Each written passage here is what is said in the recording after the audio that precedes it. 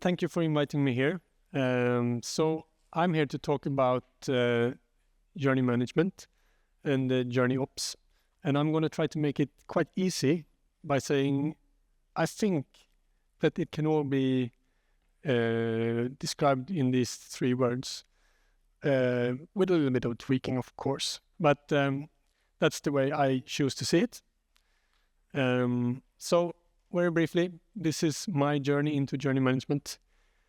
I was taught about empathy, alignment, and change in different variations, working with industrial design, CX strategy, and of course service design. But my turning point becoming a believer in the customer-centric way of working was way back. I think if Emma is still here, this was during the time she was the real service designer, I was the prospect. We were working on car, what do you call it? It's like a car testing.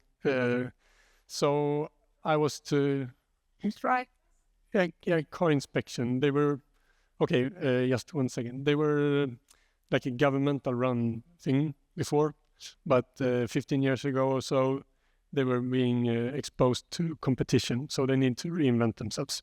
So we were doing some interviews with customers on site, and I was told by Emma to ask why, go further with the why questions. And I was kind of going in there with a lot of assumptions, but after asking a lot of why questions, I realized I don't need that many assumptions because the answers comes to me from the customers, and then we heard the same thing from many customers, and it was really a relief and a new way for me to look at design and problem solving. So that was a really big turning point for me.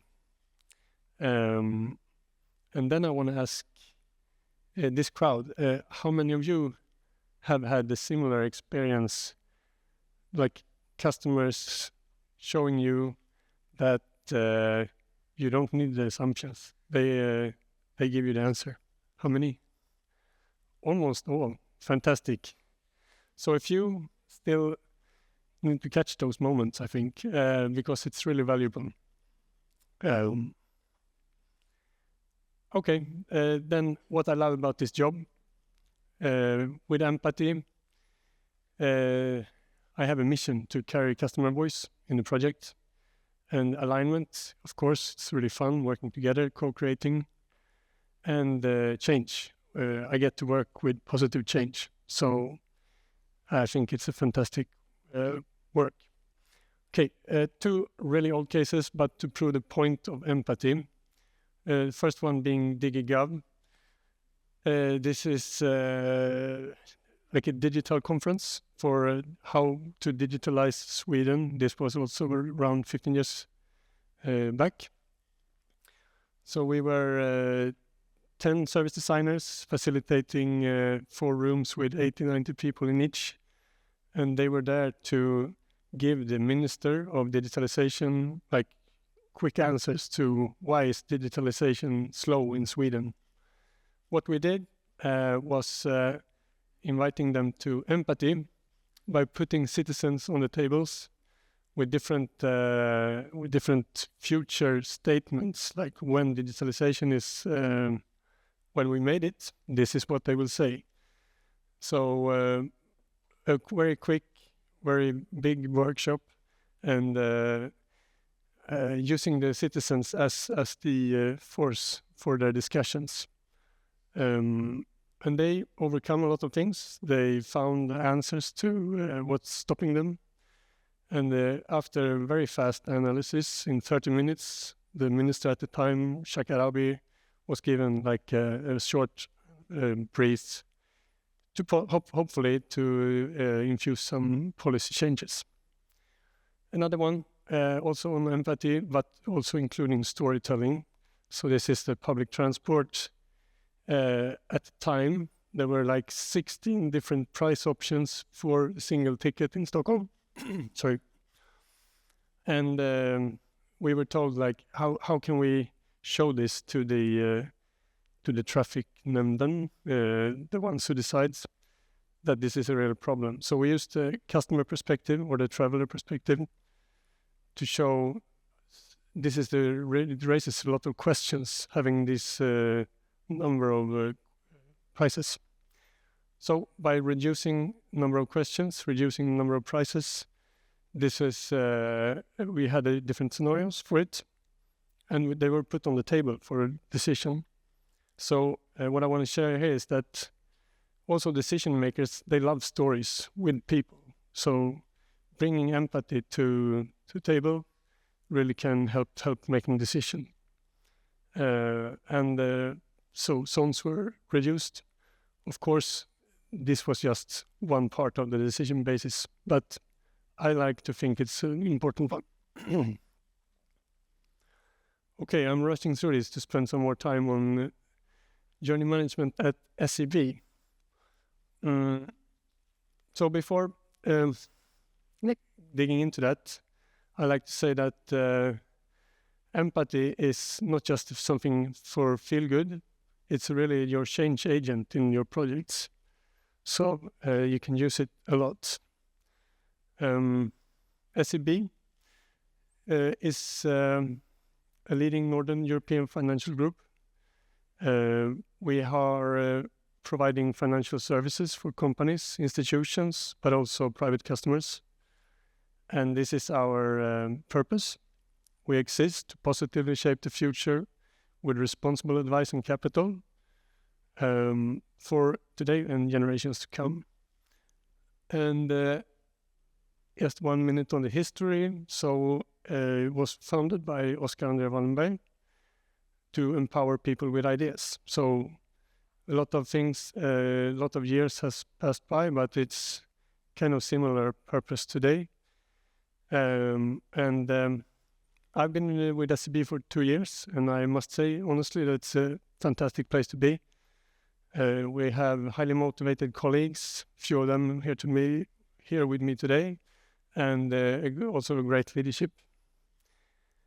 But what makes it most interesting is that we are on this journey since right before I started on journey management. So this is really a big thing in my division, and it was perfect timing for me starting for Anton 2 years ago. They had made all the hard work, like for tens of years, proving that the importance of service design and using a lot of journeys during the years.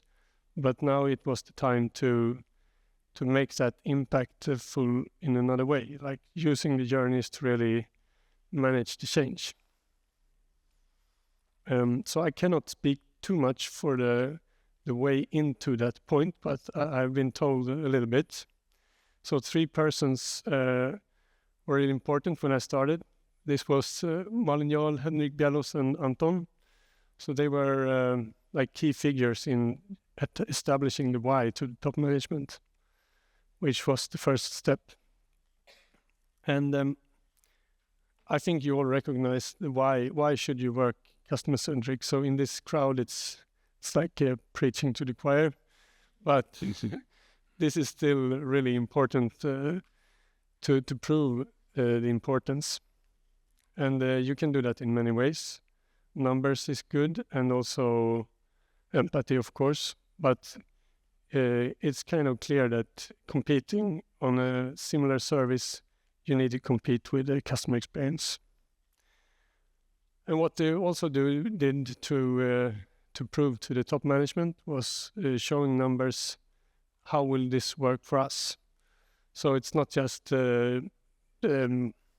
consultant numbers like CX will make you 3 times better. It was also digging into our own numbers, like how will this work for us? And I think that was a key factor. So how can this be done? What we've done now is that we're shifting towards a customer-centric way of working, and that means we use our journeys to orchestrate our efforts, basically. And the aim here is to have a really good customer experience.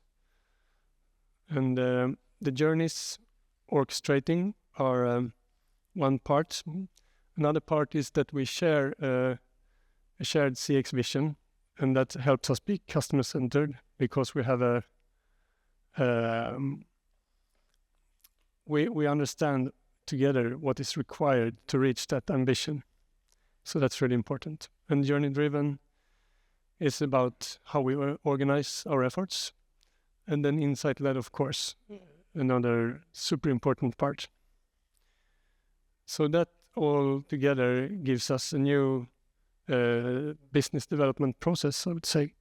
So that's how we do it today. But it's still early days. So we have prototyped this for 1 year, and now we're testing it for real as well.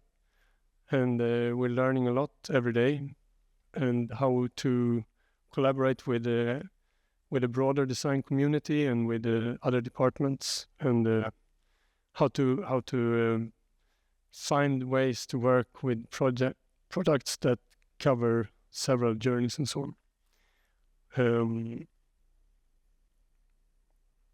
And journey management teams is one way to those are assigned to all journeys. And what we do there is identify the opportunities, and we create a shared vision for the journey, cross-divisional vision, and then we find ways to get there.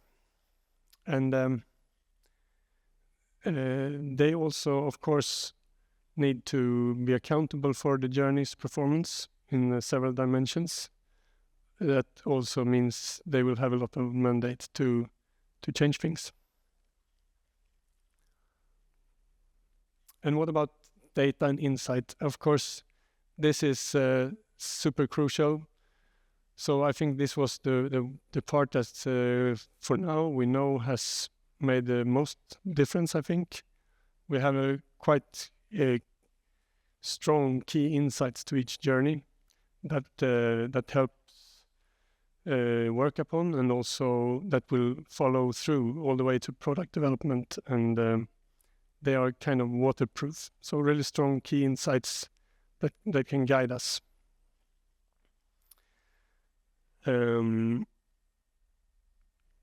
Okay, and I know a lot of service designers here, so me included. When I started, it was us four in this division that I work, but a few more in the design community, also named service designers, but this was our little group. And 2 years back, we were mostly like supporting our organization as consultants. And last year, like I said, we were prototyping this new way of working with journey management. And from this year, we're more helping drive change by shaping the conditions for change. So it's we're not really designing services, but we are deep in the customer experience creation, providing enough insight and conditions for teams to take over. 14 minutes. Okay, 10 more minutes. So shifting views. This is, of course, crucial in any transformation for being customer-centric. I think this is probably no news for you. Working inside out is kind of difficult. So trying to sell something without knowing too much about the customer. And what it is shifting from being assumption-driven to insight-driven. And my point here is that this goes back to the empathy, alignment, and change, because if you are interested in your customers, you automatically find the empathy for it. And once you have the insights, change is easy. So, and the journey teams, they will make this kind of a stable situation, being outside in, because they share the same insights. and they should be carrying that message through the organization. So hopefully that will drive the shift for more people. Okay, so empathy gives the outside perspective, alignment makes sure that it is adapted, and change is the cultural change, like embedding it in your daily work. So I want to know now where you're struggling, if you are struggling at all, if it's getting real customer understanding infused in your project, or if it's breaking silos, getting everyone on the same page, or if it's actually moving the needle and change always. So hands up for getting customer understanding infused. Few? Okay. How about alignment? All right, that's tough one. And moving the needle? Almost the same. Okay. So if you like this model, you could say that if alignment is difficult, maybe you need more empathy to prove that part. And if change is difficult, maybe you need to work more on the alignment part. Okay, so summing this up, empathy and alignment gives you change. So a common view of the customer and a common vision of success that will help you change. And you need to find really good insights to anchor in. This is really your best tools, sparking and guiding your change, and visualizing. So I think we should work much more with visualizing, even internally where I am, because it really works. So compelling picture of the future, that really helps getting people aligned.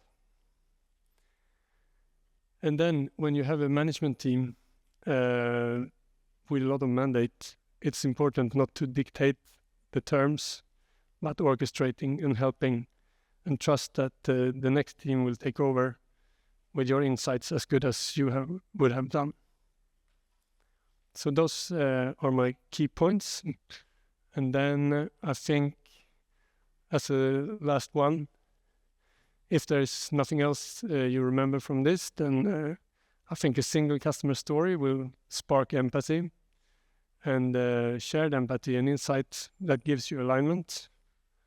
And with the alignment, change is really easy. So thank you.